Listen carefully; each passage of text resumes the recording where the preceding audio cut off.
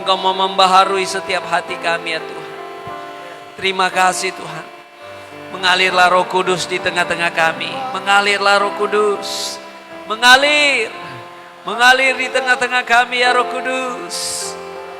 Engkau ada bagi kami ya Tuhan. Lord Jesus. Lord Jesus. Terima kasih Tuhan. Engkau manis lembut. Jamah setiap hati ya Tuhan. Baharui setiap hati. Bahkan kalau ada yang datang dengan berbeban berat, berletih lesu, janji firman-Mu ya dan amin. Engkau berkata, marilah kepadaku engkau yang berletih lesu, berbeban berat. Aku akan memberi kelegaan kepadamu. Kalau engkau datang dengan pergumulan sakit penyakit, percayalah hari ini Tuhan Yesus sudah menyucikan dan menyembuhkan engkau. Kalau engkau datang dengan pergumulan, Tuhan, firman Tuhan berkata, cobaan-cobaan yang kamu alami adalah cobaan-cobaan biasa. Tuhan itu setia, Dia akan memberi jalan keluar pada waktunya. Berserulah kepada Tuhan, supaya engkau beroleh rahmat-Nya. Berserulah kepada Tuhan, supaya engkau beroleh kuasa-Nya. Haleluya, haleluya. Dalam nama Yesus. Amin, amin, amin. Amin. Puji Tuhan, silakan duduk. Haleluya. Amin. Berapa banyak murid Tuhan pagi hari ini? Anda murid-murid Tuhan, amin. Mari siapkan hatimu, dengarkan firman Tuhan. Buka hatimu, dengarkan firman Tuhan. Saudara-saudara, saya percaya pagi hari ini Tuhan mau melawat kita semua. Yang percaya katakan amin. Dan juga buat teman-teman yang mengikuti ibadah di live streaming di Facebook, Tuhan mengasihi engkau. Saudara-saudara, tema kita bulan ini adalah buah roh. Menghasilkan buah roh. Jadi sepanjang tahun ini Tuhan mengarahkan kita untuk menjadi gereja yang berbuah.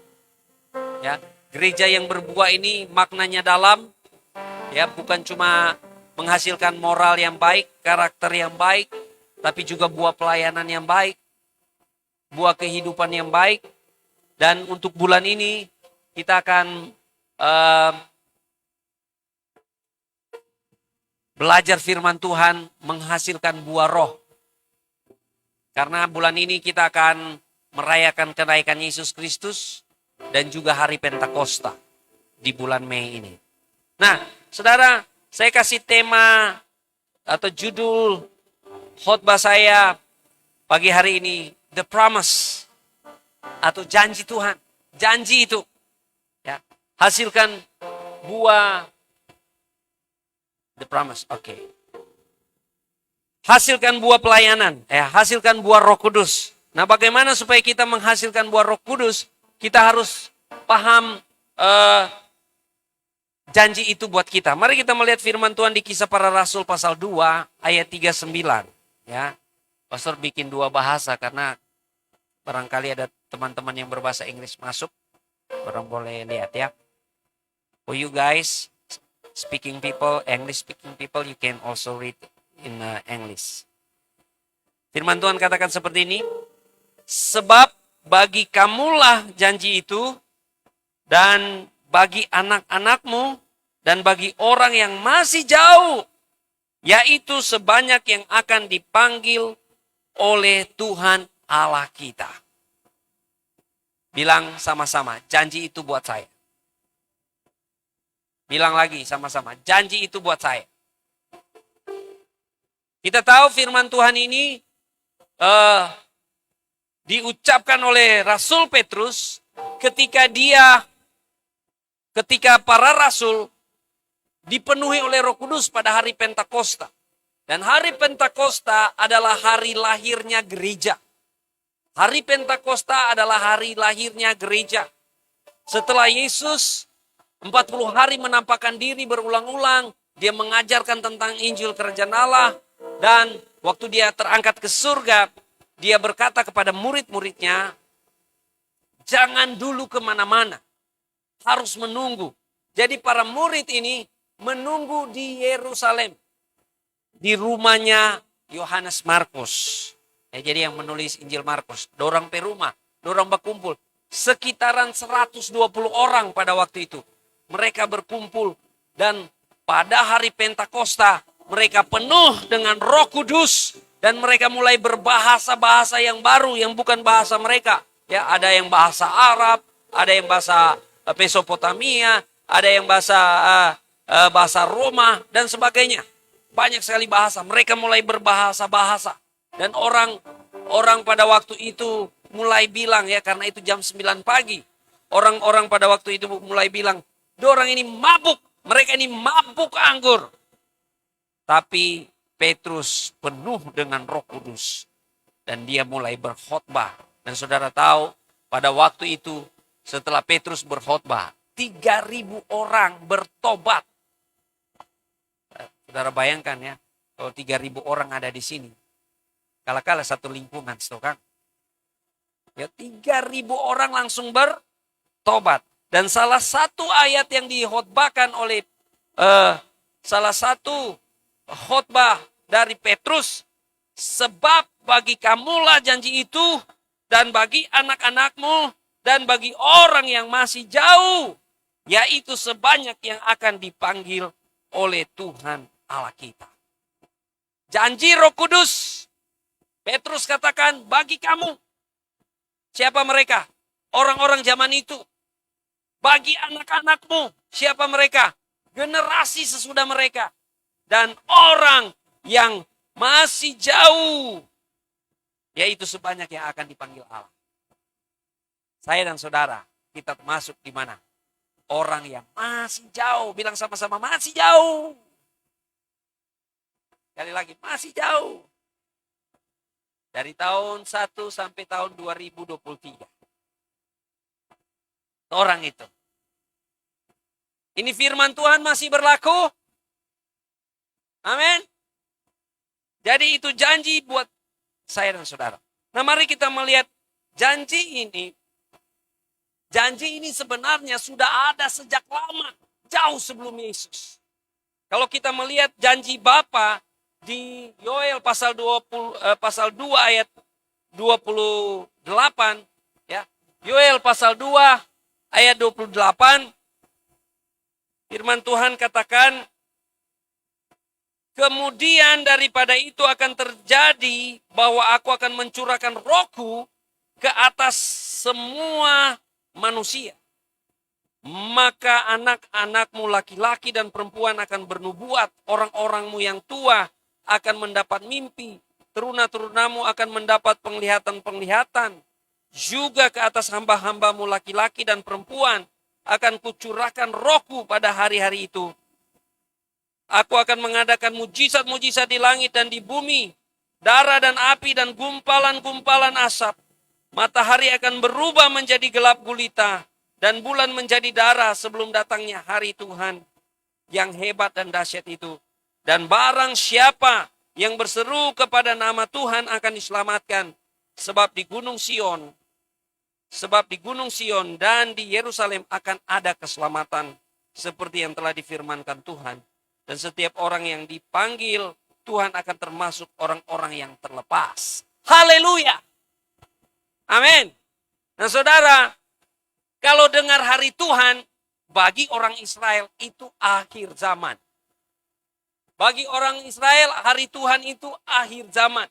Dan di akhir zaman, Tuhan akan mencurahkan rohnya yang kudus bagi seluruh manusia. Saudara, kalau saudara baca Alkitab baik-baik, di perjanjian lama, pada umumnya Roh Kudus itu dicurahkan kepada orang-orang tertentu saja. Kepada Abraham, kepada Daud, Simson. Dan Roh Kudus itu bersifat sementara. Bersifat sementara. Ya, kalau orang seperti Simson, dia nak taat, Roh Kudus bisa cabut daripadanya. Tapi janji firman Tuhan ini akan ada di hari Tuhan, di mana Roh Kudus dicurahkan kepada umat manusia seluruhnya. Wow, dahsyat saudara. Dan ini saudara tergenapi di mana saudara? tergenapi di dalam Yesus. Tergenapi di mana?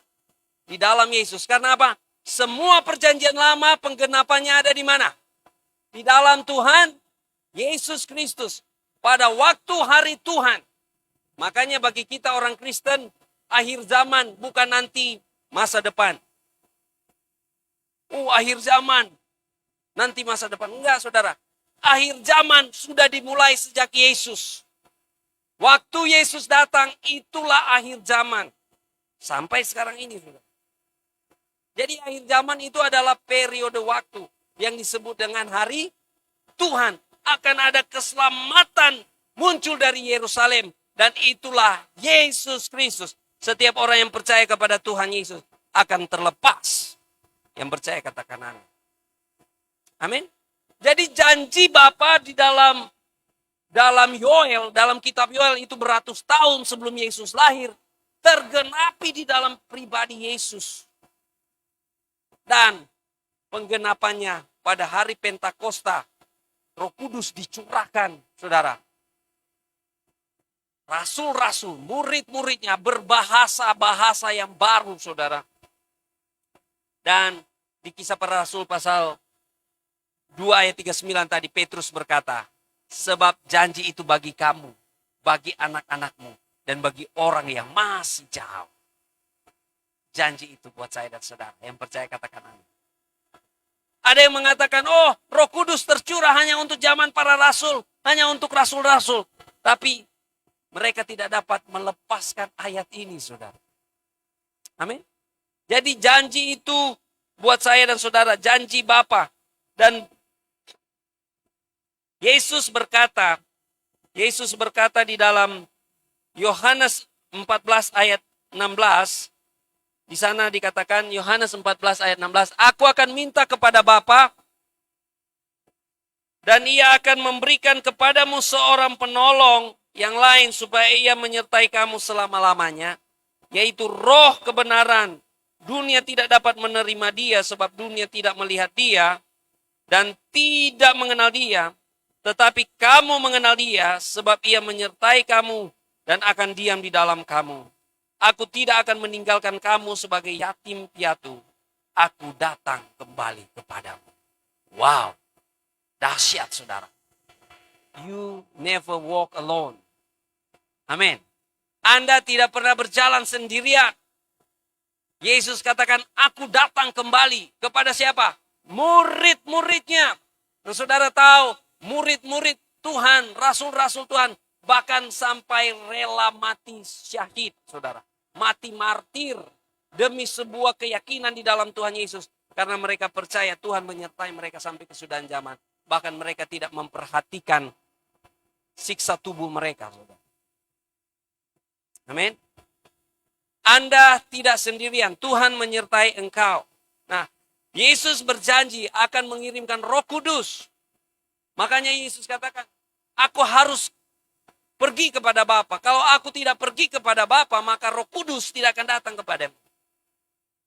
Makanya Yesus terangkat ke surga. Dan Roh Kudus tercurah di tengah-tengah kita. Dan semua kita perlu Roh Kudus. Amin. Berapa banyak Anda yang perlu Roh Kudus? Anda mau mengalami penyertaan Tuhan Yesus sampai kesudahan zaman? Anda tidak bisa tanpa Roh Kudus. Amin. Makanya saudara, bagaimana supaya kita menghasilkan buah dalam hidup kita? Kita harus ada Roh Kudus di dalam kita. Kita harus mengalami janji Roh Kudus ini. Ya, dan janji itu buat saya dan saudara. Nah, kenapa kita membutuhkan Roh Kudus di dalam kehidupan kita setiap hari? Ya, why we need Holy Spirit in our daily life?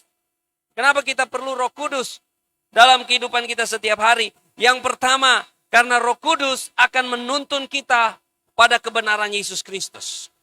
Roh Kudus akan menuntun kita pada kebenaran Yesus Kristus. Firman Tuhan katakan, ya saudara boleh lihat di Yohanes 14 ayat 26. Ini pastor ada tulis dalam bahasa Inggris. Ya, ada kopi yang ayat bahasa Inggris ya. Saudara lihat di handphone saudara masing-masing ya. But the advocate,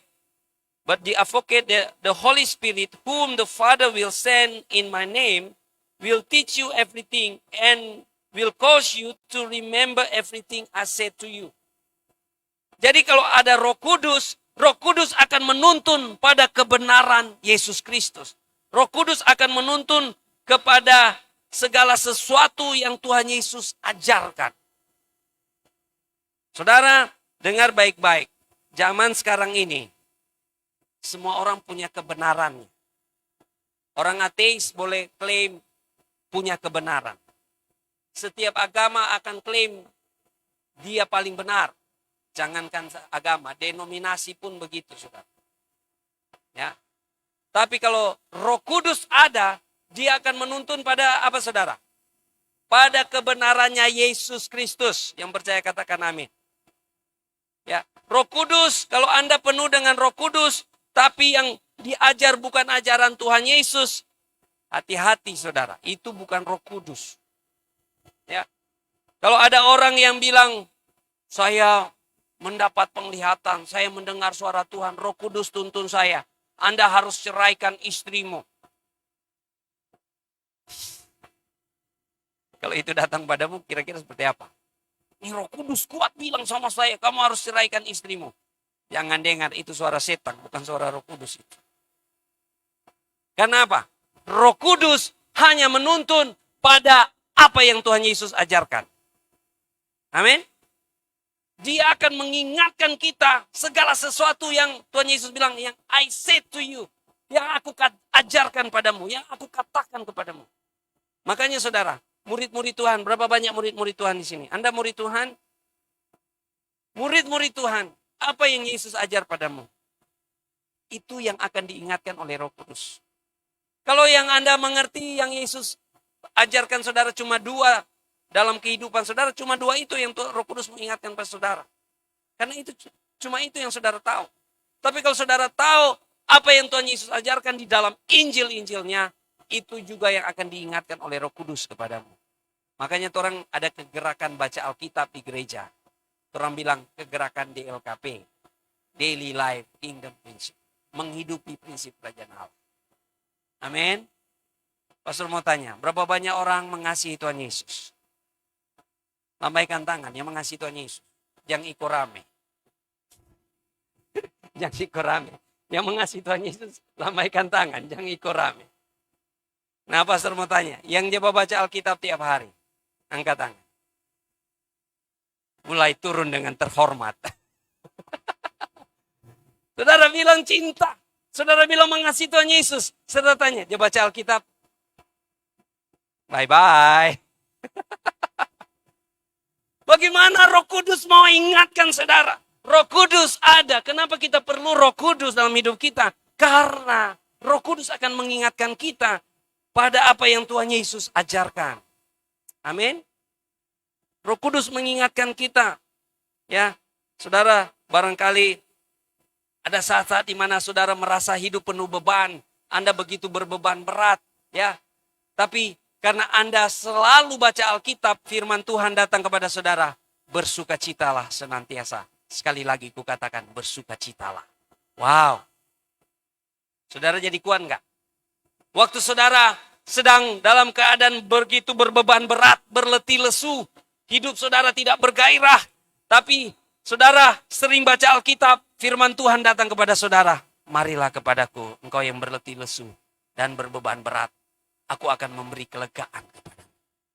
Siapa yang bilang itu saudara? Roh Kudus menuntun kepada apa yang Tuhan Yesus ajarkan. Kenapa kita perlu Roh Kudus?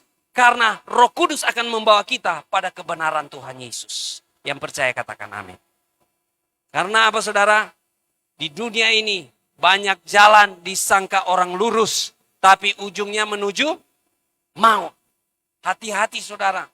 Ya, saudara bisa dengar khotbah di sana, dengar khotbah di sini, dengar pendeta di sana, pendeta di sini, dan mereka pasti semua akan bilang kebenaran, pasti mereka bilang firman dan sebagainya. Tapi ingat baik-baik, iblis menggunakan firman mencobai Yesus. Makanya orang Roh Kudus akan menuntun pada kebenarannya Tuhan Yesus. Kalau orang ada dalam kebenaran Tuhan Yesus, ini yang dahsyat saudara. Firman Tuhan bilang apa? Kebenaran itu memerdekakan kamu. Amin. Kalau kebenaran di luar Yesus, kebenaran itu membelenggu. Tapi kalau kebenaran di dalam Yesus, kebenaran itu memerdekakan. Bilang sama-sama, kebenaran itu memerdekakan. Sekali lagi, kebenaran itu memerdekakan. Jadi kita perlu Roh Kudus, karena Roh Kudus menuntun kita kepada kebenaran Yesus Kristus. Yang kedua, kenapa kita perlu Roh Kudus? Karena Roh Kudus menguatkan kita menghadapi realita kehidupan. Ya. Ini ada kisah yang menarik, saudara, di Kisah Para Rasul pasal 27 ayat 23 sampai 25 ya. Saudara boleh baca di Alkitab saudara sendiri. Di situ ada kisah di mana Paulus yang mau menuju Roma, mau dihukum, saudara. Dan kapalnya karam, terombang-ambing oleh angin sakal bersama tahanan-tahanan yang lain. Dan kru kapal jumlahnya ada 270 orang. Mereka udah berhari-hari nggak makan. Ya, karena pergumulan yang berat, dorang pikir dorang semua mati. Tapi kita tahu bersama bahwa Paulus adalah seorang yang dipenuhi oleh Roh Kudus. Dia berkata kepada mereka, kuatkanlah hatimu, tetap semangat, makang jo orang nado bilang. Sebab ngoni semua ini tidak akan mati. Padahal mereka sudah terombang-ambing di laut. Ya, mereka sudah buang semua muatan-muatan kapal untuk cari selamat. Tapi ada seorang yang dipenuhi Roh Kudus di sana yang berani, kuatkanlah hatimu, tetap semangat. Kadang-kadang kita dalam kehidupan kita, berapa banyak dari saudara yang pernah merasa lemah, merasa capek, merasa jenuh, merasa bosan, merasa hampir putus asa, tidak mampu mau berjalan lagi. Kalau Anda anak Tuhan, murid Tuhan, ada Roh Kudus akan menguatkan saudara untuk menjadi anak Tuhan yang sabar, yang percaya katakan amin. Anak Tuhan yang tekun, anak Tuhan yang setia, anak Tuhan yang bertanggung jawab. Karena apa? Roh Kudus memampukan kita menghadapi realita kita. Walaupun dalam keadaan pergumulan, sakit penyakit, barangkali kekurangan, barangkali penganiayaan, barangkali dan sebagainya. Roh Kudus memampukan kita. Amin. Kita perlu Roh Kudus supaya kita dikuatkan. Dan yang berikut saudara, kita perlu Roh Kudus supaya kita menjadi saksi Tuhan. Ya. Kenapa kita perlu Roh Kudus? Karena kita diberdayakan untuk menjadi saksinya. Firman Tuhan katakan, kamu akan menerima kuasa kalau Roh Kudus turun ke atas kamu. Dan kamu akan menjadi saksiku di Yerusalem, di Yudea, di Samaria, sampai ke ujung bumi. Berapa banyak yang mau jadi murid Tuhan? Amin. Anda itu saksinya Tuhan Yesus. Yang percaya katakan amin. Apa maksudnya Anda menjadi saksi Tuhan Yesus? Maksudnya adalah saudara betul-betul mengalami hidup bersama Yesus. Saudara boleh menyaksikan bahwa Tuhan Yesus itu baik. Bilang sama-sama Tuhan Yesus itu baik. Saudara boleh menyaksikan bahwa Tuhan Yesus itu menyembuhkan. Saudara boleh menyaksikan bahwa Tuhan Yesus itu menyediakan. Tuhan Yesus itu memelihara. Tuhan Yesus itu menyelamatkan. Dia raja di atas segala raja. Anda saksinya Tuhan. Anda mengalami bersama-sama dengan Tuhan Yesus. Amin. Kalau murid-murid zaman itu, mereka betul-betul memang saksi mata. Mereka melihat dengan mata mereka. Mereka mengalami langsung dengan mata jasmani mereka. Tapi sekarang ini, kita mengalami Tuhan dengan kuasanya. Amin. Saudara mengalami Tuhan dengan kuasanya. Kalau saudara datang dengan sakit penyakit, saudara percaya Tuhan Yesus penyembuh? Amin. Saudara percaya Tuhan Yesus penyembuh? Banyak orang Kristen buta. Ya. Kalau orang buta itu kan biasanya gini. Katanya langit itu indah. Katanya pohon itu gini dan sebagainya. Betul nggak? Karena apa? Dia tidak melihat. Banyak orang Kristen juga begitu. Katanya Tuhan Yesus itu baik. Katanya Tuhan Yesus itu penyembuh dan sebagainya. Karena apa? Dia belum mengalami. Kalau Anda mau menjadi saksi Tuhan, Anda harus mengalami Tuhan Yesus. Yang percaya katakan amin. Amin. Kalau Anda mau jadi saksi Tuhan, Anda harus mengalami kuasanya Tuhan Yesus. Ingat baik-baik, janji ini digenapi hanya untuk murid Tuhan. Janji ini, janji Roh Kudus digenapi hanya kepada siapa? Murid Tuhan. Kalau Anda bukan murid Tuhan, itu tidak akan berlaku buat saudara. Wow. Biarlah Anda agama Kristen. Wow. Ini berat sekali. Kenyataannya berat, saudara. Janji itu berlaku kepada siapa? Murid Tuhan. Makanya Anda harus jadi murid Tuhan. Berapa banyak yang mau jadi murid Tuhan? Lambaikan tanganmu. Saya mau jadi murid Tuhan. Yesus mencari murid, bukan orang beragama Kristen. Amin. Yesus mencari murid, bukan orang beragama Kristen. Oleh karena itu saudara, buka hatimu saat ini, terimalah berkat Tuhan, terimalah janji itu. Kita punya Bapa yang baik. Amin. Firman Tuhan, kalau kita meminta kepada Bapa di surga, maka Dia akan mencurahkan Roh Kudus-Nya kepada kita. Amin. Puji Tuhan. Saya mengundang tim musik. Boleh maju ke depan. Haleluya. Glory Yesus. Tuhan Yesus baik. Tuhan Yesus dahsyat. Firman Tuhan katakan, mintalah maka Dia akan memberikan Roh Kudus-Nya kepadamu. Apa yang engkau perlu saat ini? Tuhan akan memberikan Roh Kudus kepadamu untuk menuntun engkau, memperlengkapi engkau, memberdayakan engkau, menguatkan engkau, dan menuntun engkau pada kebenaran Tuhan Yesus Kristus. Haleluya. Kita persiapkan hati kita untuk ambil bagian dalam sakramen perjamuan kudus. Sebelum kita mengambil bagian dalam sakramen perjamuan kudus, haleluya Yesus. Ada 3 hal penting untuk kita ingat kenapa kita melakukan perjamuan kudus. Selalu harus dikumandangkan. Kenapa kita melakukan perjamuan kudus? Karena Tuhan Yesus memerintahkan kita melakukan perjamuan kudus sebagai peringatan.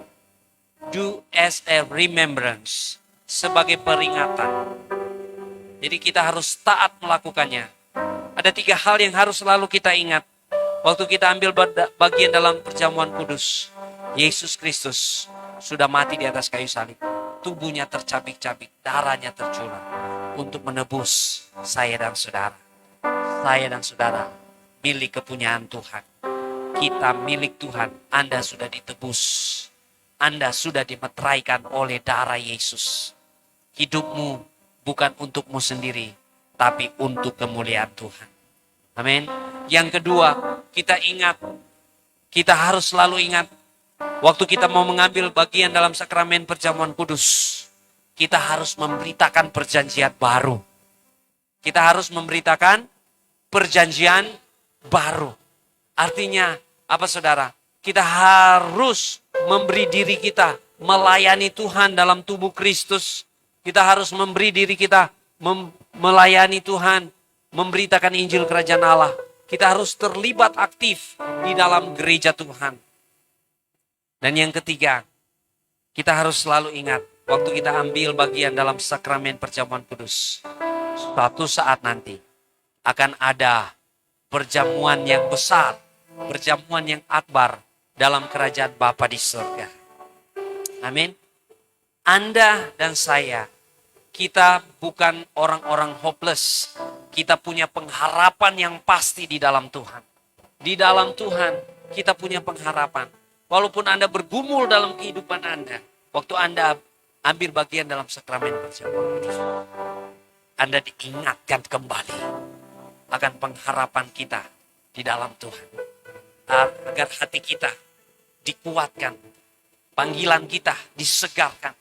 Bahkan kalau saudara datang dengan pergumulan, dengan sakit penyakit, dengan berbeban berat, saudara akan mengalami kelepasan. Karena firman Tuhan berkata oleh bilur-bilur darah Yesus sudah menyucikan, sudah menyembuhkan. Kalau saudara datang dengan pergumulan, Tuhan akan menolong engkau. Amin. Mari kita mau mengambil bagian dalam sakramen perjamuan kudus. Haleluya.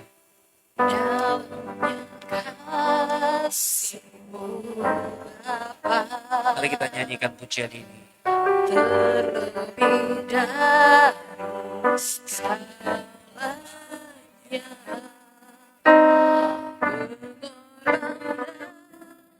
yang selamatkanku dengan darah yang tercurah.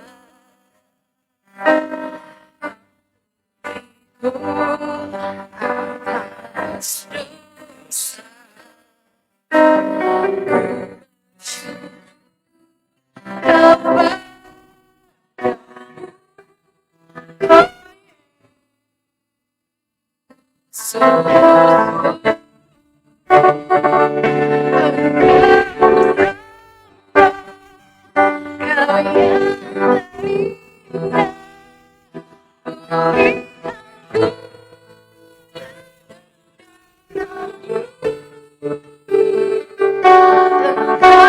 dosa kau yang baik.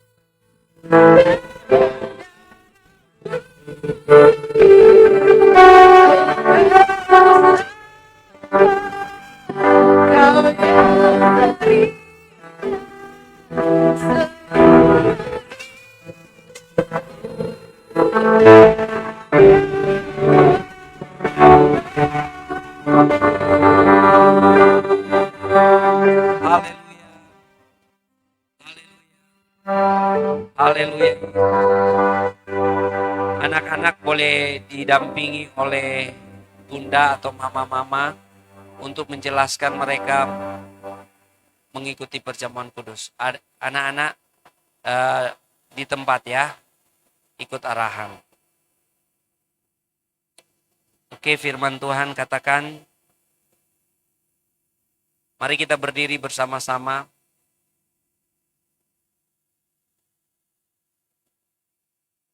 Berdiri semua, firman Tuhan katakan seperti ini.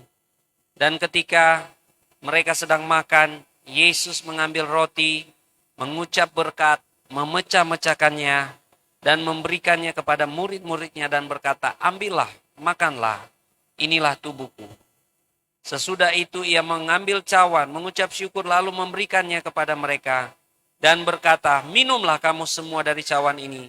Sebab inilah darahku, darah perjanjian yang ditumpahkan bagi banyak orang untuk pengampunan dosa. Haleluya, haleluya. Mari kita memakannya bersama-sama di dalam nama Tuhan Yesus. Haleluya.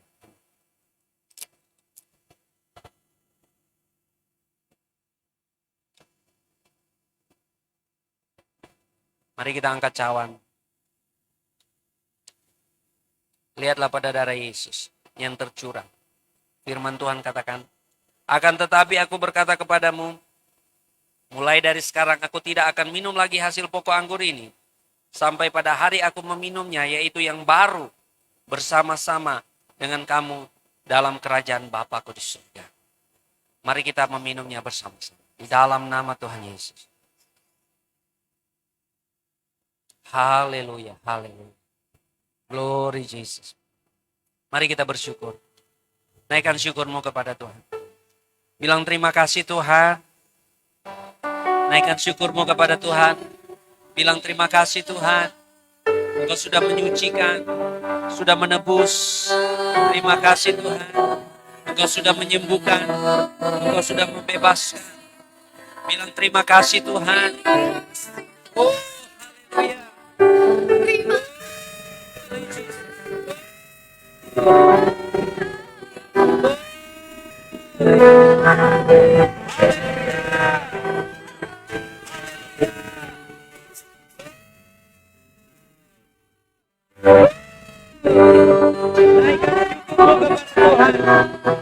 Naikkan pujian syukurmu kepada Tuhan atas pemeliharaan yang sempurna, atas perlindungan.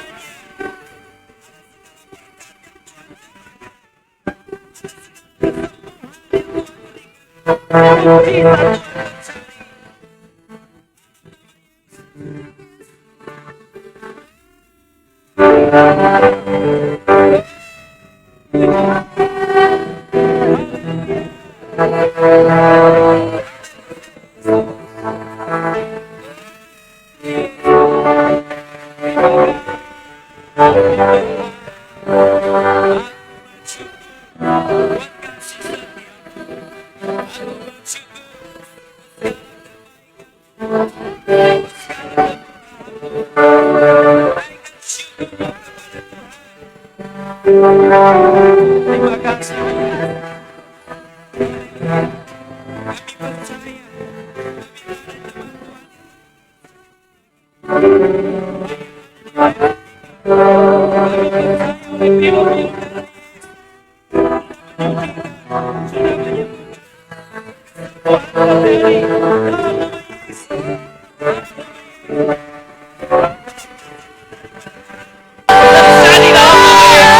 Kami percaya.